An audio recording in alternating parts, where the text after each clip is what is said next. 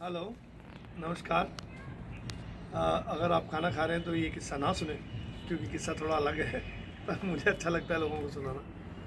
तो ऐसा हुआ कि मेरी सिस्टर की मैरिज जो है वो मुझसे पहले हुई हुई है। तो जब वो मैं टी गार्डन्स में था तब नौकरी किया करता था, तो मैं तो बस शादी से कुछ 3-4 दिन ही पहले आया था। तो तब तक सारी प्लानिंग हो गई थी, पर जैसे डाउरी वाला ऐसा कुछ सिस्टम नहीं था। तो सिस्टर सेड कि I would like to take some at least basic stuff to my ससुराल so that I can use it proudly. तो वी सेड फाइन। तो उन्होंने चूज़ किया कि ये सारी चीज़ें होंगी। तो उसमें 2 शीशे वाली चीज़ें थी, मुझे ये याद है 2 या 3 होंगी, जिसमें एक ड्रेसिंग टेबल होगा और एक टेबल टॉप था जो शीशे का था। तो वो था। तो अब हमारे घर से जहाँ मेरी सिस्टर की शादी हुई है वो समवेयर अराउंड 40 किलोमीटर्स है या 50 किलोमीटर्स है। सो 40-45 किलोमीटर्स है। उसमें से अराउंड 25 किलोमीटर्स प्लेन है, बाकी थोड़ा पहाड़ी है। उनके घर की तरफ ज़्यादा पहाड़ी है। कोई बात नहीं। अब मैं बीइंग ए ब्रदर ज़्यादा तो रिस्पॉन्सिबिलिटी करी नहीं थी शादी की, कुछ भी ऐसी की जो होता है। जैसे मैंने तुम्हें आप लोगों को पहले किसी किस्से में बताया कि पैम्पर्ड किड था, कभी सीखा ही नहीं कि रिस्पॉन्सिबिलिटीज़ लेनी कैसे। तो वो सारी चीज़ें फिक्स थी शादी में कैसे होनी है, बस ये सामान पहुंचाना था वहाँ। तो अब वो उन दिनों में यूँ इतना लेबर वेबर का वो इशू भी नहीं था, और शायद हम उतना अफोर्ड भी नहीं करते थे। तो हमने क्या किया कि एक छोटा ट्रक था, ज़्यादा सामान नहीं था बहुत, पर जितना भी था छोटा ट्रक था। तो उसमें छोटे ट्रक में हमने पीछे सारा सामान रख दिया। फिर जब रख दिया तो ध्यान में आया कि किसी को शायद साथ में भी बैठना चाहिए। ट्रक भी किसी हमारे ही गाँव के किसी लड़के का था, तो हमें पीछे बैठना चाहिए, क्योंकि अब सामान नहीं तो टूट जाएगा। तो हम पीछे बैठने के लिए चूज़ हुए, क्योंकि हमने वॉलेंटियर भी किया, क्योंकि रिस्पॉन्सिबिलिटी मैं तो लेता नहीं था। तो मेरा बड़ा भाई है, मतलब बुआ जी का लड़का है, संजू बोलते हैं, तो संजीव है, उन्होंने बोला कि हम लोग पीछे बैठ जाएंगे। तो हम पीछे बैठ गए। अब पीछे बैठ गए तो उस टाइम तो जोश जोश में मैंने बोल दिया, पर मुझे ये पता था कि मुझे नौजिया बहुत होता है ना, ट्रैवलिंग नौजिया है। तो और वो ख़ास करके पहाड़ों में बहुत होता है। आज भी मैं कार चला सकता हूँ, पर साथ में बैठना भी मेरे लिए थोड़ा सा मुश्किल होता है। तो हमने वहाँ से चलना शुरू किया। घर से 25 किलोमीटर ठीक था। वो शगुन का दिन होता है, शादी से 2 दिन पहले होता है, 2 दिन पहले होता है।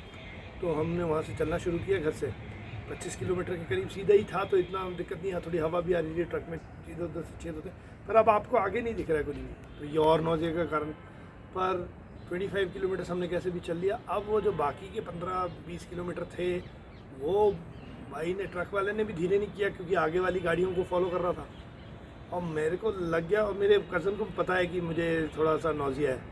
तो उसने बोला कि और कोई नहीं, संभाल के रख, मतलब गड़बड़ मत करना, है ना, क्योंकि सामान है, दहेज का सामान है, मतलब दहेज नहीं, मतलब वो उसकी ज़रूरत के सामान है, नया सामान है। इसमें मतलब अगर आप वॉमिट कर दोगे तो गंदी हो जाएगी, तो वॉमिट मत करना। तो मुझे आती है, पर मैंने काफ़ी देर तक कंट्रोल की, कम से कम 20 किलोमीटर कंट्रोल की। बहुत तेज़ मेरी नौजिया आ रहा है, चक्कर भी आ रहे हैं। तो मुझे ऑलमोस्ट अब मेरे कंट्रोल से बाहर होने वाला सीन हो गया। तो वो बंदे ने, मेरे भाई ने फिर से बोला, यार ना करी यार, पंजाबी में बोला, ना करी यार प्लीज़। तब मेरी अति हो गई थी। तो मैं क्या, जैसे ही वो कुछ 5-1 किलोमीटर ही बचा होगा, शायद 10 किलोमीटर घर मेरे से नहीं हुई, तो मैं अपने हाथ ऐसे रख लिया, हाथ ऐसे सामने रख लिया मुंह के, और बाई चांस नहीं रोक पाया मैं। तो अब वो यही था। तो मेरे को लगा कि अब, और मेरा भाई आगे से मुझे यूँ करता दिख रहा है। तो मैंने क्या किया कि मैं दोबारा उसको गलपेन कर लिया, जो भी वॉमिट था या प्यूकिंग थी, तो उसको मैंने दोबारा से गलपेन कर लिया। अब गलपेन करा तो वो फिर आगे उसने ट्रक को ढक करके पी, क्योंकि ट्रक वाले को सुना ही नहीं दे रहा हम क्या बोल रहे पीछे। उसने ऐसे ऐसे करके मार के कैसे ना कैसे रोका, क्योंकि उसके जो पीछे वाला हिस्सा था उसमें भी कुछ रखा हुआ था। तो बड़ी मुश्किल से उसने रोका, फिर पानी वानी दिया। फिर अब पर वो मेरी इस हरकत से उसकी तबीयत इतनी ख़राब होने लगी, जिसकी कभी ख़राब नहीं होती।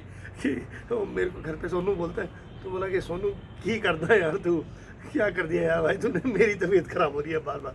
तो मैंने कहा, पर ही समाउ ही कंट्रोल्ड इट।